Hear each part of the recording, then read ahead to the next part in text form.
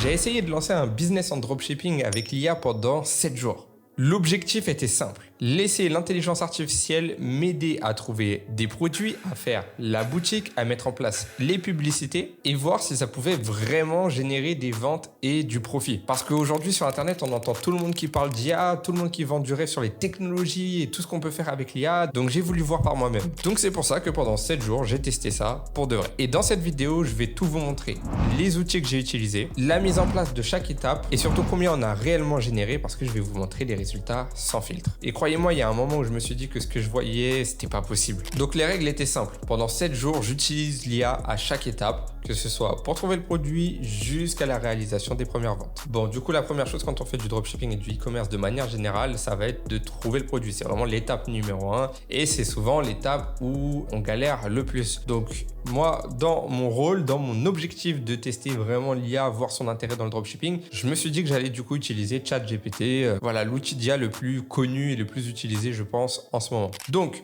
c'est très simple. Je suis allé sur ChatGPT, j'ai ouvert une conversation et je lui ai dit, voilà, trouve-moi les niches les plus tendances des 3 à 4 prochains mois en e-commerce pour me faire une idée des produits intéressants. Pourquoi je dis ça? Tout simplement parce que je sais très bien que ça va être beaucoup plus facile de vendre des produits qui ont un rapport avec une tendance ou une demande croissante que des produits qui sont un peu fatigués dans le sens où il y a moins de tendance et il y a moins de demande. Typiquement, plus l'été va s'approcher, plus les produits en rapport avec la peau, en rapport avec la chaleur, en rapport avec le soleil, en rapport avec des complexes physiques vont avoir un impact qu'en hiver. En hiver, les complexes physiques, on les a moins puisqu'on a beaucoup de vêtements, voilà, on sort moins, etc. Donc, du coup, je voulais avoir un peu une idée. Donc, au début, il m'a dit qu'il y avait la niche de la santé et la niche de la wellness. Donc, en gros, c'est amélioration rapide dans ces deux niches qui vont ensemble, que ce soit sommeil, énergie, libido, ventre. Donc, je me suis dit, OK, pourquoi pas, on va aller voir un petit peu plus bas. Ensuite, je suis tombé sur body, apparence masculine aussi, pourquoi pas. J'ai continué. Ensuite, on est sur self-improvement, biohacking, OK,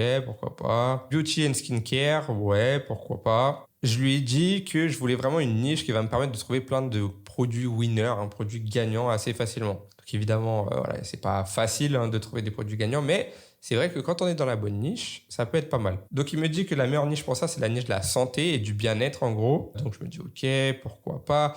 Il me parle de sous-niches aussi qui sont intéressantes avec le sommeil, le ventre, la digestion et le poids. Ok, le poids c'est cool parce que c'est vraiment ce que je disais. Je pense qu'il y a vraiment quelque chose en termes de poids sur les prochains mois. Donc je me dis ok, pas mal. Ça m'a donné une idée. En fait, le fait qu'ils me disent ventre, digestion, poids, je me suis dit ok, il y a peut-être un produit qui a un lien en fait avec la peau, avec le poids et qui va être tendance. Donc je me suis dit ok, et j'ai pensé en fait tout simplement aux produits en rapport avec la cellulite. C'est très très proche. Donc je me suis dit bon, est-ce que c'est intéressant? ChatGPT, dis-moi si c'est cool. Il m'a dit que c'est une niche qui est très forte, il y a beaucoup de complexes autour de ça, que c'est un marché qui est validé, il y a beaucoup de gens qui achètent déjà des produits en rapport avec la cellulite, donc c'est cool, que ça peut être intéressant pour Meta Ads. Donc voilà, là il me propose des sortes de produits. Une fois que on a validé la niche, donc là on a validé que les produits en rapport avec la cellulite sont intéressants, je me suis dit que j'allais aller sur Google Trends. Sur Google Trends, je tape cellulite et là qu'est-ce que je vois? Je vois des courbes très élevées sur les 5 dernières années. Donc Google Trends, c'est un outil qui est gratuit, mis en place par Google, qui permet de voir en fait les requêtes sur un mot-clé donné, dans un pays donné, sur une durée de temps donnée. Donc moi, j'ai cherché en France sur les 5 dernières années et en fait, on voit quoi? On voit qu'en hiver, décembre, on est à chaque fois bas et ça monte en fait tout droit à partir de la rentrée de janvier jusqu'au mois de juin. Ensuite, ça baisse, mais en gros, on sait qu'on est très haut de septembre à janvier, ce qui est super parce que nous, on veut choper justement cette pente ascendante. Donc on voit qu'elle est là tous les ans, donc il y a vraiment une demande en fait qui est régulière à la même période de l'année et qui est croissante. Et quand on regarde en 2026, on est parti de la même manière. Et on le sait, les produits en rapport avec la cellulite vont exploser. Donc là, je me dis waouh, super, j'ai la niche, j'ai le type de produit, c'est vérifié, il y a une demande sur le type de produit. Donc maintenant, il faut trouver en fait le produit. Quel produit je vais aller tester? Donc très simple, on va aller sur la Meta Ads Library. La Meta Ads Library, c'est un outil qui est gratuit, qui vous permet d'accéder à toutes les publicités qui sont diffusées sur Meta. J'ai utilisé un logiciel qui s'appelle Spider Ads. Vous avez le lien dans la description si ça vous intéresse. C'est un logiciel qui vous permet de trier les boutiques, d'analyser les dépenses publicitaires de chaque produit. Et du coup, ce que j'ai fait, c'est que en mettant cellulite, je suis tombé très vite sur un produit qui cartonnait. Parce que regardez, je vais juste analyser le spend de celle-ci. Voilà, là, on a un produit qui a dépensé 56 000 euros. Ce produit-là, c'est ça. Donc, c'est un legging anti cellulite. Donc j'ai déjà montré tout ça dans une vidéo, c'est pour ça que là je vais quand même assez vite, hein. Il y a une vidéo sur ma chaîne où je montre exactement étape par étape comment j'arrive à trouver ce genre de produit très rapidement. Là je vous le fais un peu en rapide pour que vous compreniez un petit peu ce qu'il y a derrière, mais si ça vous intéresse d'aller vraiment plus loin, je vous invite à aller voir la vidéo sur ma chaîne qui en parle, hein. C'est une vidéo qui est très intéressante où j'explique comment utiliser l'IA. Donc là on trouve un produit comme celui-ci, on se dit ok, très intéressant. Donc en fait, on a eu la niche, on a validé la niche, on a trouvé le produit et on a validé le produit parce qu'on voit qu'il y a des dépenses publicitaires très importantes. On va pas dépenser 50 000 euros sur une seule publicité, hein, c'est 50 000 euros dépensés que sur cette publicité-là si le produit n'était pas intéressant. Ou s'il n'était pas rentable. Vous ne dépensez pas 56 000 euros à perte. Sinon, vous aurez simplement coupé les publicités puisque c'est diffusé tous les jours. Et c'est là que j'ai compris qu'en fait, l'IA était très forte pour trouver des idées. Après, bien sûr, vous allez devoir mettre la main à la pâte et aller faire vos propres recherches, mais l'IA peut vraiment vous donner des idées de produits, de niches. Il peut être très pertinent. Mais il faut aussi relativiser et essayer de toujours mettre ça en relation avec les vraies tendances du marché qui peuvent être vérifiables, notamment sur Google Trends. C'est pour ça que j'ai vérifié avec cet outil. Ensuite, la deuxième étape, une fois qu'on a trouvé le produit, ça va être de mettre en place la boutique. Donc encore une fois, je vais vous montrer comment ça se passe, mais c'est très rapide. On va utiliser un outil qui s'appelle Copify. Vous avez aussi le lien dans la description. Et ils ont un éditeur de site web. Alors là, vous êtes en train de me dire, mais je comprends pas, c'est quoi ce délire? En fait, vous allez pouvoir créer une boutique e-commerce en quelques minutes entièrement personnalisé, très professionnel grâce à l'IA. Donc je vais vous montrer, mais encore une fois, je l'avais déjà préparé parce que je l'ai montré dans une vidéo précédente, la même dont je vous parle tout à l'heure. Donc allez la voir. Mais là, vous allez voir les résultats que ça m'a apporté parce que évidemment, j'ai pas testé ce produit-là, les amis, hein. J'ai testé un autre produit, mais j'ai utilisé exactement la stratégie que je suis en train de vous montrer. Et par contre, les résultats, vous allez les voir. Je vais vous montrer les résultats juste après, donc restez bien dans cette vidéo. Donc, voyez un petit peu le site qui a été fait. J'ai simplement, les amis, envoyé ici le lien du concurrent et il est parti me créer un site entièrement fait avec l'intelligence artificielle en quelques minutes. Et regardez un petit peu ce que ça donne. Donc, je vais vous montrer sur mobile et au format ordinateur. Donc là, on est sur format mobile et vous voyez, voilà, on a la boutique. Je l'avais demandé en anglais pour que ce soit différent de la boutique en français, que ce soit pas trop facile. Donc, vous voyez, on a des sections, des images professionnelles, tout est mis en place, les cheats, les descriptions, les questions, les arguments, les outils de comparaison comme ça, des stats, de la data, des belles images. Bref, tout ça a été fait avec l'IA. Je peux vous montrer un peu le modèle ordinateur pour que vous puissiez voir. Donc voilà, tout ça a été fait avec l'IA. Et c'est vraiment, les amis, ce que j'ai utilisé pour mettre en place le testing que je vais vous montrer dans un instant. Donc, je ne sais pas si vous vous rendez compte, en quelques secondes, on arrive à avoir un site aussi professionnel. Donc, même si vous êtes débutant, c'est plus une excuse d'avoir des difficultés à créer un site. Maintenant, je tiens quand même à relativiser les résultats parce qu'une boutique qui est jolie, ça ne va pas forcément être une boutique qui vend. Ce qui va permettre de vendre, ça va être d'utiliser les bons arguments, les bons mots aux bons endroits, d'avoir un bon marketing, de bien mettre en place votre offre. Et c'est toutes ces petites choses-là qui vont vous permettre d'avoir des résultats. C'est pas trop la vitrine, c'est plus ce qu'il y a à l'intérieur. Donc, ça va être important d'avoir, oui,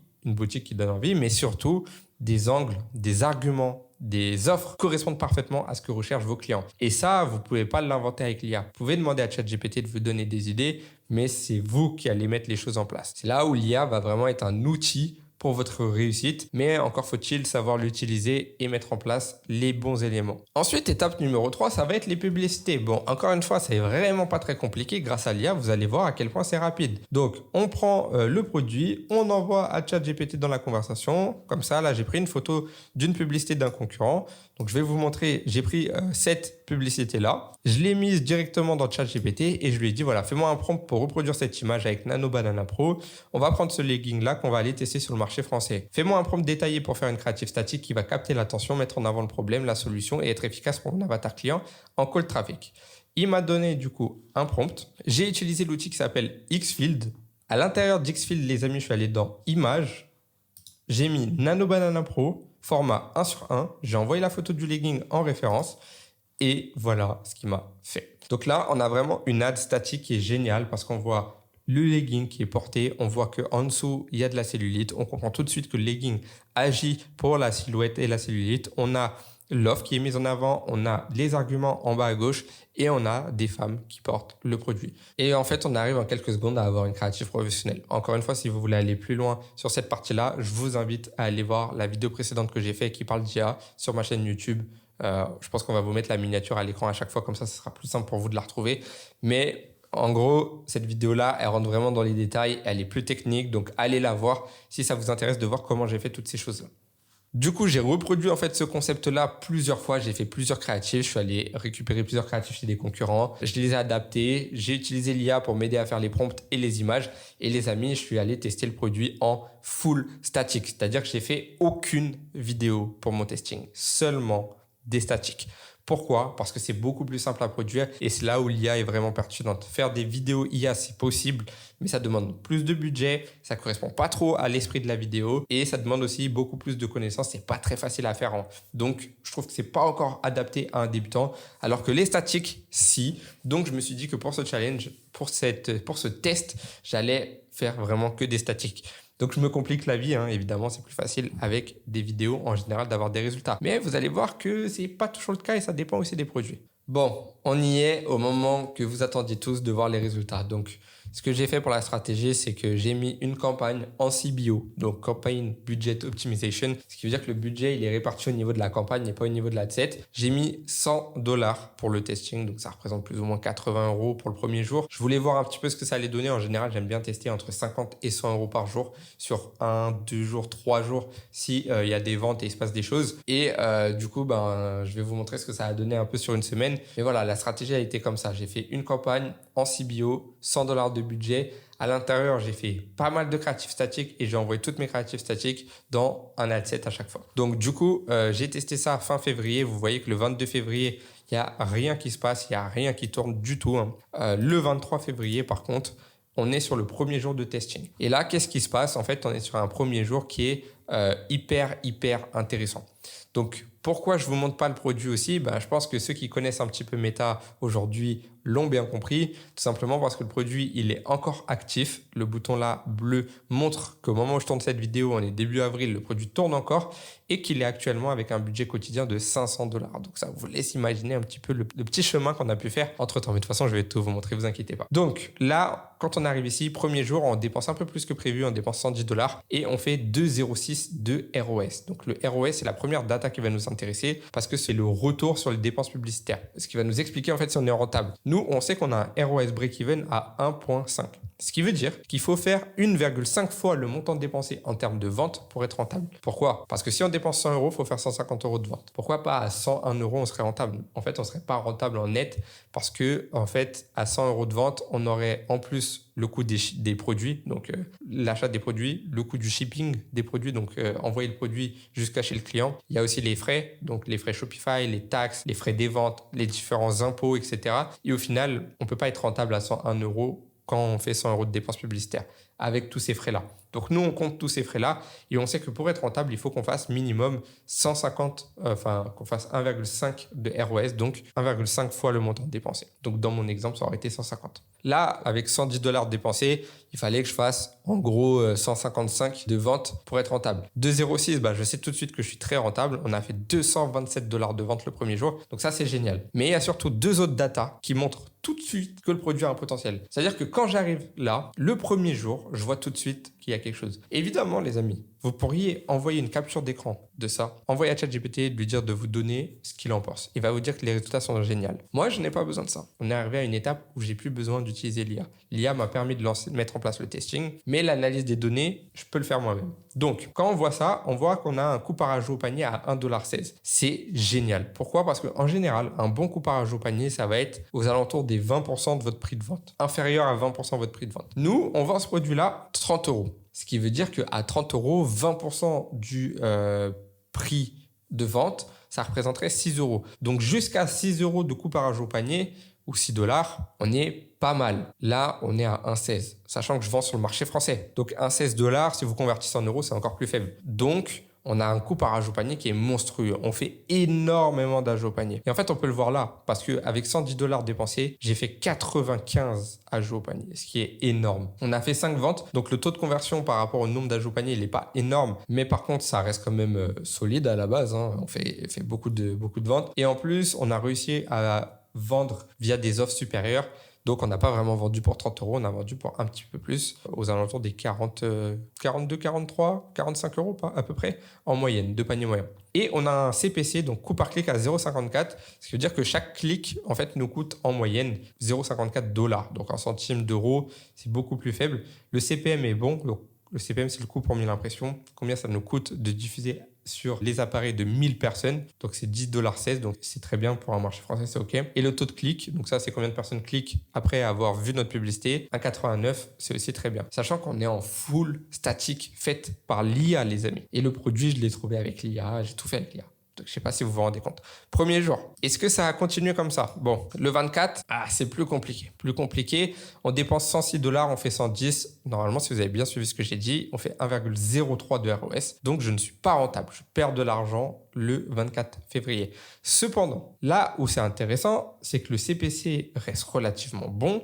Le couparage au panier reste relativement bon. Le taux de clic reste très bon, même meilleur. Et le CPM aussi, parce qu'il baisse. Donc, on est dans quelque chose qui est très bon, en fait. On est toujours très bon. On fait toujours beaucoup d'ajouts au panier, mais il y a eu un peu moins de ventes. Sur un deuxième jour, là, je perds un petit peu d'argent, mais c'est vraiment faible. Premier jour, j'étais rentable. On est quand même sur quelque chose qui a du sens. Donc, on est sur un testing qui a l'air d'avoir des belles datas. Là où j'aurais eu peur, les amis, c'est si on fait le même ROAS, par exemple, les mêmes ventes, mais le couparage au panier ici, il est plus à 1,40 ou à 1,10, 1,20, mais il est à 3, 4, 5, 6. Parce que là, ça voudrait dire qu'on a fait moins de ventes, mais c'est cohérent parce qu'on a fait beaucoup moins d'ajouts au panier. Et ce serait un signe vraiment un peu, pas négatif, mais ça ferait peur parce qu'on serait sur une tendance à la baisse, en fait. Donc, ça serait compliqué. Là, on voit qu'en fait, tout est relativement bon. Tout est bon. Il n'y a pas grand-chose qui a bougé par rapport à la veille, si ce n'est qu'on a un peu moins vendu. Donc, on peut se dire, peut-être on a eu un petit peu moins de chance. 2 ventes près, c'est pas grand-chose. Donc, on va voir un petit peu ce que ça a donné le 25. Et là, explosion. Explosion des résultats. 107 ajouts au panier, 11 ventes pour moins de dépenses en plus, 94 $. Donc, un ROS à 6,08. Ce qui veut dire qu'on a fait 574 $ de vente le troisième jour, les amis. Le CPC, donc le coût par clic, est monté parce que le CTR a diminué. Mais alors, par contre, le couparage au panier, il est stratosphérique. On est à 0,88. Ce qui veut dire qu'en fait, si on a un CPC à 0,54 et un couparage au panier à 0,88, normalement, si vous faites le lien, vous comprenez que plus d'une personne sur 2 qui arrive sur notre site ajoute au panier le produit. C'est monstrueux. En général, je vous le dis, on a un taux d'ajout au panier qui va être aux alentours des 10%. 10%, c'est très bon. Donc là, si on fait 0,54, ici, on pourrait être à 5 $ de couparage au panier. Ça serait bon, comme je vous disais tout à l'heure. Jusqu'à 6, on est OK avec un panier moyen à 30 €. Là, on est à une stat qui est relativement proche. Je ne saurais pas calculer de tête, mais en tout cas, on est très, très proche. Ce qui veut dire qu'il y a pratiquement une personne sur 2 qui ajoute au panier. Donc, c'est un taux d'ajout au panier proche des 40%, là. Entre 35 et 40%, je pense, de taux d'ajout au panier. C'est monstrueux. Donc, le taux de conversion, il n'a pas besoin d'être monstrueux derrière, parce qu'en final, 11 achats, ça reste très bon. Mais dans tous les cas, c'est tellement poussé par les ajouts au panier que ça fonctionne bien. Et encore, on a un taux de conversion à 6% avec un panier moyen à 52 $. Donc, ça reste très, très bon. Donc, moi, là, quand je vois ça, je me dis...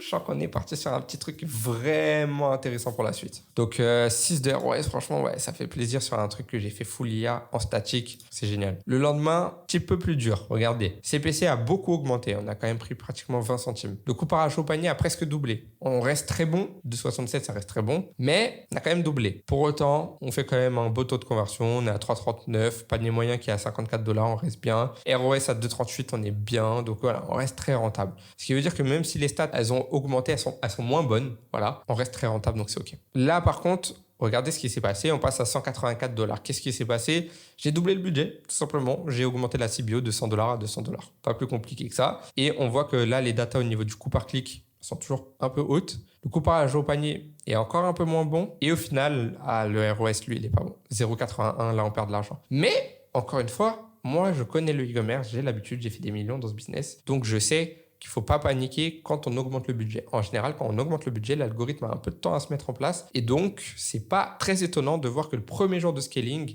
premier jour d'augmentation du budget, on a une perte de performance. Donc, je ne me suis pas inquiété à ce moment-là. Je me suis dit, c'est dommage, c'est chiant, mais voyons voir si, sur la durée, il pourrait se passer un truc intéressant. Le lendemain, vous voyez, j'ai rien touché au budget. On était à 180, là on est à 170, donc ça n'a pas trop bougé. Par contre, les achats au panier commencent à monter. On est toujours très bon, parce que je vous disais $6, on sera encore bien. Mais bon, on est sur un truc qui monte. Le ROS est remonté encore, mais là on ne gagne pas d'argent. J'ai un ROS break-even à 1,5, on fait un 49, on perd très légèrement. Là on parle de quelques euros, pas plus. Donc, bon, mouais, on va dire. À ce moment-là, on se dit mouais, c'était très bien avant, on a fait 6 de ROS, c'était très rentable. Dès qu'on a augmenté le budget, un petit peu de mal, un petit coup de mot. Et donc, on va voir si ça va continuer. Le lendemain, le dimanche, toujours rien touché au budget. Cette fois-ci, Meta décide de dépenser plus. Pourquoi il dépense plus? Parce que les 2 jours d'avant, j'avais mis $200 et en fait, il a dépensé 180, 170. Il a dépensé un peu moins. Donc, il s'est rattrapé le dimanche. Et là, le CPC est encore monté. Le coût par achat au panier de mémoire a un peu baissé, je crois, par rapport au 28. Ouais, il a pas mal baissé. On a gagné plus d'$1. Donc, ouais, $1,40 de baisse. Donc, ça, c'est bien. Beaucoup plus d'achats au panier, ce qui résulte sur un meilleur taux d'achat et donc une belle rentabilité avec un 1,91 de ROS, $244 dépensés. Donc, si on résume un peu la semaine du 23 au 1er mars, donc du lundi au dimanche, on a dépensé, c'est marrant parce qu'on a dépensé pile poil $1,001. Donc voilà, c'est assez intéressant. Et on a fait 1998, c'est marrant parce que c'est mon année de naissance, pratiquement $2,000 de vente. Donc là, c'est très facile. On a dépensé 1000, on a fait 2000, on a fait 2 de ROS. Donc c'est clairement ce qui s'affiche ici.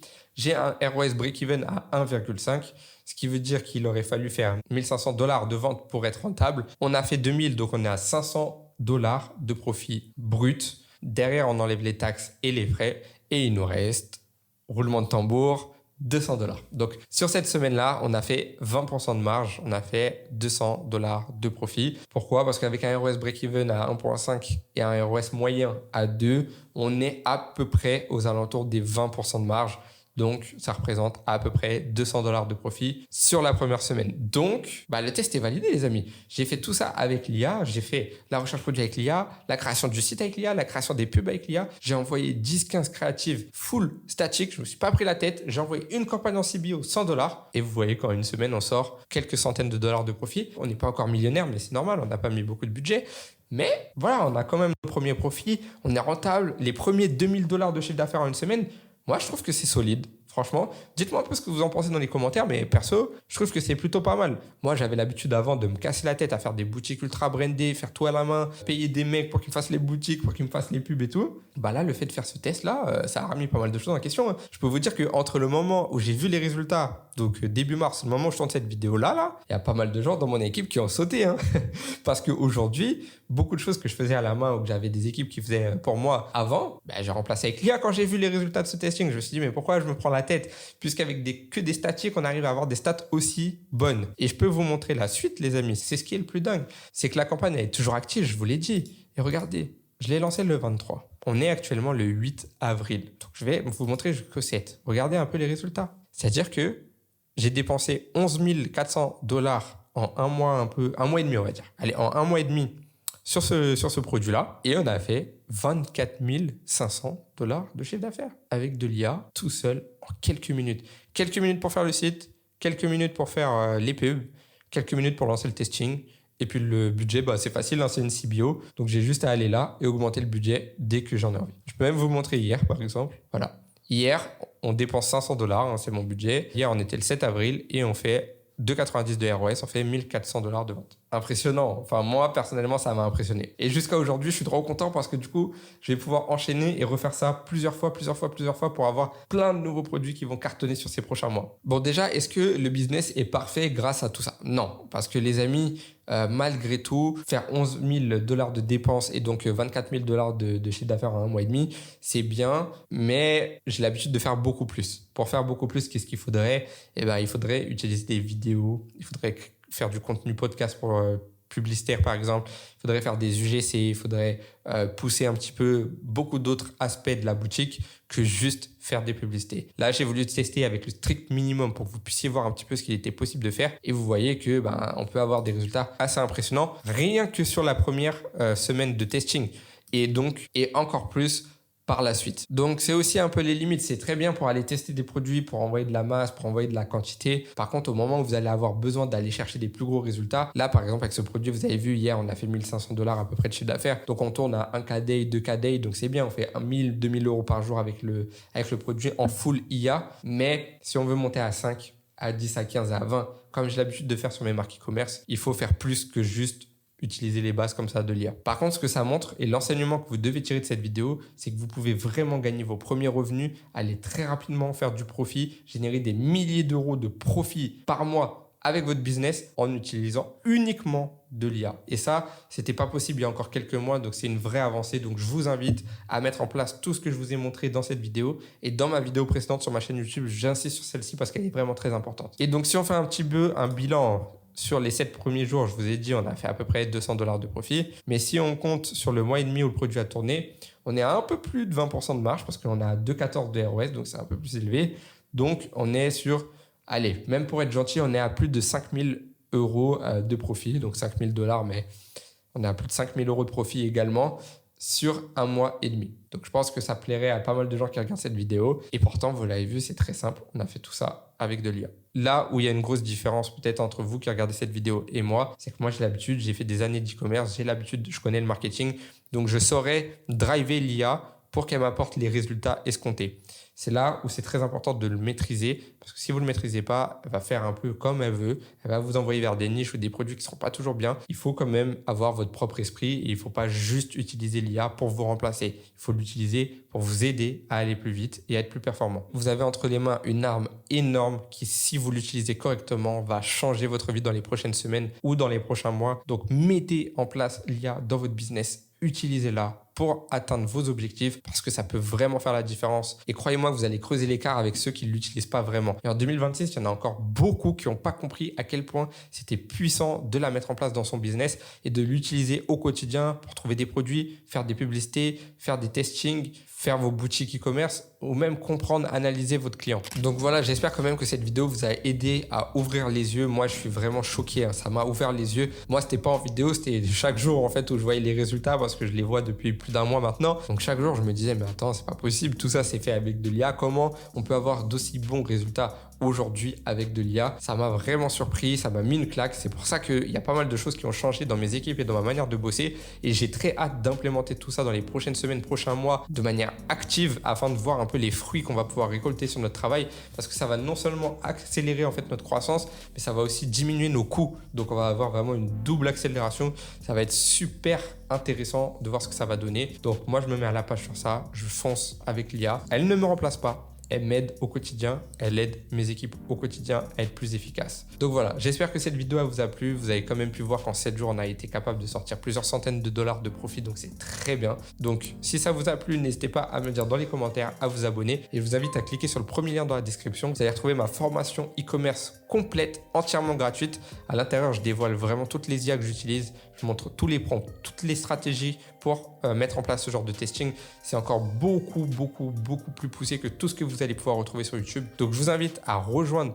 cette formation e-commerce. Elle est gratuite, elle est disponible dans le premier lien. Vous allez voir, ça va vous diriger vers mon canal Telegram gratuit. Et en post-épinglé de ce canal Telegram, il y a la formation. Vous cliquez, vous avez vos accès, boum, vous profitez d'une formation qui pourrait valoir 1000, 1500 € totalement gratuitement. Donc, n'hésitez pas à saisir cette opportunité-là. Petit détail pour les plus vaillants d'entre vous, ceux qui sont encore là sur cette vidéo, n'hésitez pas à mettre un petit commentaire et un petit like parce que je vais sélectionner une personne qui aura fait les deux pour lui offrir un call gratuit de 15 minutes avec moi dans lequel je vais vous aider dans votre business. Si vous avez besoin de répondre à une problématique, si vous avez besoin d'aide pour analyser quelque chose, en fait, peu importe, vous me dites, je serai là pour vous aider. Donc, on aura 15 minutes ensemble. Il y aura une personne qui sera tirée au sort parmi les likes et les commentaires. Donc, allez-y, faites-vous plaisir. En attendant, on se revoit bientôt pour une prochaine vidéo. Allez, salut à tous.